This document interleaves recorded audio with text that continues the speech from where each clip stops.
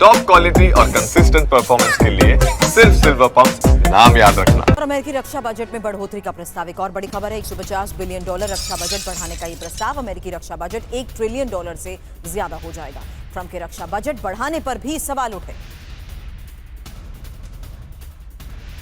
हालांकि world war की आहट में डिफेंस बजट में की जा रही बढ़ोतरी। फिलहाल खबर क्या है, जहां देखिए किस तरीके से ये इन्फॉर्मेशन उस आधार पर जहां जीडीपी का 5% नेटो देशों का बजट है और $249 बिलियन चीन का, जबकि अमेरिका का 893 बिलियन से ज्यादा। अब नए प्रस्ताव के तहत ट्रंप की प्लानिंग के क्या संकेत हैं, जहां वर्तमान में बजट $893 बिलियन का है और नए प्रस्ताव के मुताबिक $150 बिलियन, $1 ट्रिलियन के पार हो जाएगा बजट ट्रंप की इस प्लानिंग के तहत, जिसमें देखिए किसमें कितना खर्च। हाइपरसोनिक मिसाइल पर $3.9 बिलियन का खर्च, जबकि परमाणु हथियार में $60 बिलियन का खर्च। इसमें एक और इंफॉर्मेशन आपके सामने, आईसीबीएम मिसाइल और B-2 बॉम्बर्स को लेकर, जिसमें इस बजट के तहत $10.3 बिलियन का खर्च और $4.2 बिलियन का खर्च आईसीबीएम मिसाइल्स के लिए किया जाएगा। डिफेंस बजट में की जा रही बढ़ोतरी को देखते हुए यूएस नेवी और यूएस एयरफोर्स की वो इंफॉर्मेशन आपके सामने, जहां $3.5 बिलियन का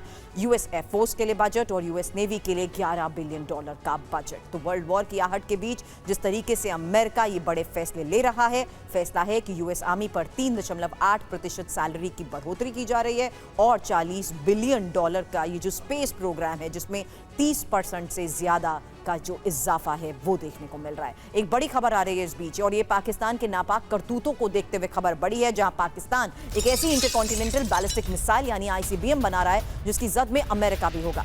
पाकिस्तान की यह आईसीबीएम परमाणु हथियार ले जाने में सक्षम होगी। पाकिस्तान के इस दुस्साहस पर अमेरिका ने भी चिंता जताई है। ये खबर अमेरिकी मैगजीन फॉरेन अफेयर में छपी है। अमेरिकी जासूसी एजेंसीज ने पाकिस्तान की इस नई मिसाइल को कैसे खतरा बताया, यही इंफॉर्मेशन अब आपके सामने, क्योंकि अमेरिका में इस मिसाइल, शैतान देश की मिसाइल के बाद चिंता बढ़ गई है और पाकिस्तानी सेना आईसीबीएम बना रही है। बेहद खुफिया तरीके से बनाई जा रही है, परमाणु हथियार ले जाने में ये सक्षम है। आईसीबीएम की अमेरिका तक पहुंच और अमेरिकी खुफिया एजेंसीज भी चौकन्नी है। पाकिस्तानी हरकत पर अमेरिकी नजर है, अमेरिका कड़ा फैसला भी ले सकता है। अब इजरायल की ईरान पर हमले की धमकी। एक और बड़ी खबर है, इजरायल के रक्षा मंत्री ने यह धमकी दी, ईरान से खतरा लगा तो फिर हमला करेंगे। हमला गाजा और लेबनान से 100 गुना बड़ा होगा।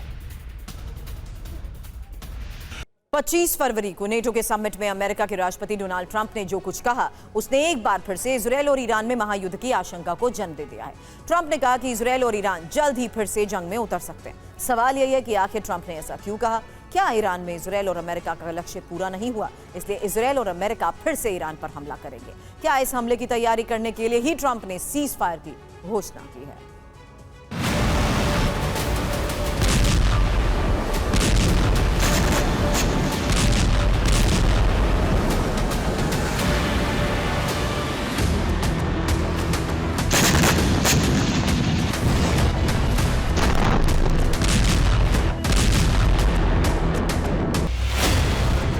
पच्चीस जून 2025। इसी तारीख को अमेरिका के राष्ट्रपति डोनाल्ड ट्रंप ने नेटो अधिवेशन के मंच से बड़ा बयान दिया। ट्रंप ने कहा, इजरायल और ईरान में जल्द ही फिर से युद्ध शुरू हो सकता है।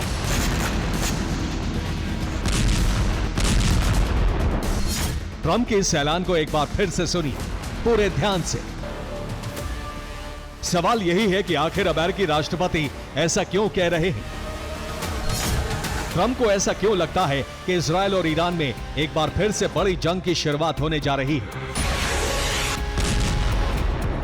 क्या अमेरिकी खुफिया एजेंसियों को इस बात का कोई इंटेलिजेंस इनपुट मिला है? क्या यह सीक्रेट जानकारी व्हाइट हाउस तक पहुंच गई है? अमेरिका के राष्ट्रपति अंतर्राष्ट्रीय मंच से इतना बड़ा बयान यूं ही तो नहीं देंगे। जाहिर है इस बयान के पीछे कोई ना कोई आधार अवश्य होगा।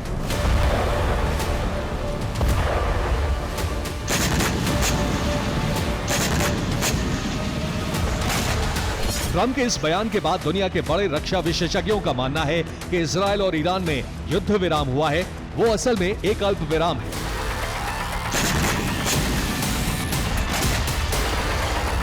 आशंका इस बात की है कि अमेरिका और इजरायल ने ईरान के परमाणु कार्यक्रमों के खिलाफ नई रणनीति बनाने के लिए एक शॉर्ट ब्रेक लिया है। इस बात की आशंका इसलिए भी बढ़ गई है क्योंकि इजराइल और अमेरिका का ईरान में जो लक्ष्य था वो पूरा नहीं हुआ। इजराइल और अमेरिका का टारगेट था ईरानी परमाणु कार्यक्रम का पूरी तरह खात्मा। इसी लक्ष्य को हासिल करने के लिए पहले इजराइल ने ईरानी एटॉमिक सेंटर पर हमले किए, फिर अमेरिका ने B-2 बॉम्बर से बंकर बस्टर बमों की बरसात की। बावजूद इसके ईरान के एटॉमिक सेंटर, उसके एटॉमिक कार्यक्रम को बहुत ज्यादा नुकसान नहीं पहुंचा।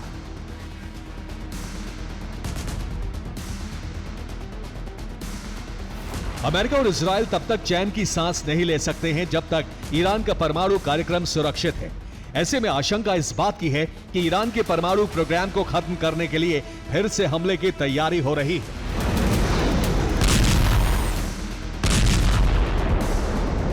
ईरान के एटमी सपने को पूरी तरह से चकनाचूर करने के लिए इजराइल और अमेरिका संयुक्त रूप से नई योजना तैयार कर रहे हैं। नई रणनीति बनते ही एक और जंग दस्तक दे सकती है।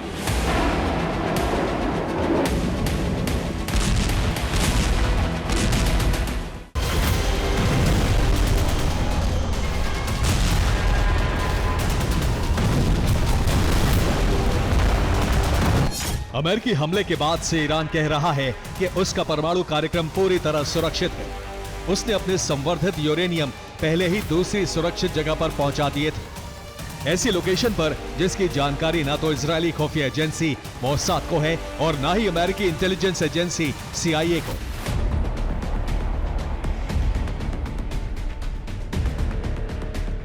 ईरान का दावा है कि उसके एटमी सेंटर को भी ज्यादा नुकसान नहीं पहुंचा है। ईरान का यह दावा इसलिए भी सच लग रहा है क्योंकि अमेरिका ने ईरान के जिन 3 बड़े एटमी सेंटर फोर्दो, इस्फहान और नतांज पर बंकर बस्टर बम बरसाए, वो जमीन में 100 मीटर नीचे यानी करीब 300 फीट नीचे अंडरग्राउंड बनाए गए हैं। अमेरिकी बंकर बस्टर बम जमीन में इतना नीचे जाकर एटमी सेंटर को तबाह नहीं कर सकते। ऐसे में माना जा रहा है कि ईरान के अंडरग्राउंड परमाणु ठिकाने भी सुरक्षित हैं।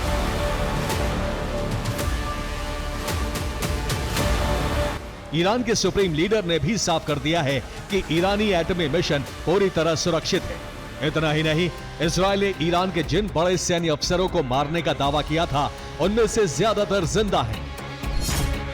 खामनेई के सलाहकार admiral Ali Shamkhani, Quds force के चीफ जनरल इस्माइल कानी, ईरानी सेना के chief of staff Abdul Rahim Mousavi, ईरानी रक्षा मंत्री अजीज नासिर जादेह, ईरान के ये सभी टॉप सैन्य लीडर जीवित हैं।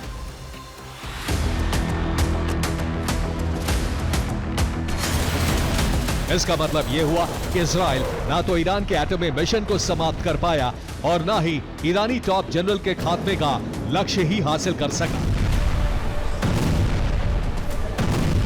यही वजह है कि दुनिया के बड़े रक्षा विशेषज्ञों को लगता है कि इजराइल और अमेरिका ने युद्ध को जानबूझकर कुछ वक्त के लिए ही रोका है। सीज फायर की आड़ में इजराइल और अमेरिका उस सीक्रेट लोकेशन की जानकारी जुटाने की कोशिश करेंगे जहां ईरान ने अपने संवर्धित यूरेनियम शिफ्ट किए हैं। इतना ही नहीं, इस दौरान ईरान के अंडरग्राउंड एटमी सेंटर को तबाह करने की नई तकनीक भी तलाशी जा सकती है। माना जा रहा है कि इस तैयारी में जितना वक्त लगेगा उतने दिन के लिए ही सीज फायर रहेगा। इजराइल और अमेरिका की तैयारी पूरी हुई तो ईरान पर अब तक का सबसे बड़ा और भयावह हमला हो सकता है।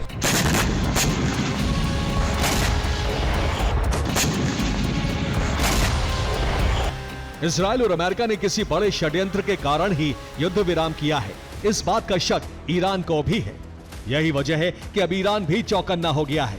जो ईरान अब तक ये कह रहा था कि उसके परमाणु मिशन को बहुत ज्यादा नुकसान नहीं पहुंचा है, वो अब टीवी पर आकर कह रहा है कि इजराइल और अमेरिका के हमले में ईरानी परमाणु कार्यक्रम को बहुत ज्यादा नुकसान पहुंचा है।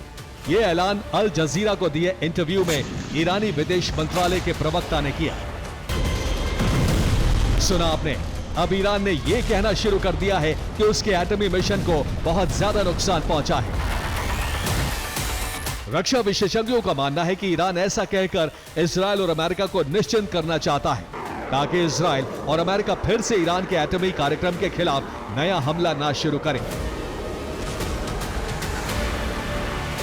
जाहिर है, एक तरफ अमेरिका और इजराइल और दूसरी तरफ ईरान, दोनों पक्ष अपना अपना कार्ड खेल रहे हैं। अब देखना यही होगा कि इस जंगी खेल का सबसे शातिर और माहिर खिलाड़ी कौन साबित होता है। Bureau report, TV9, Bharatvarsh.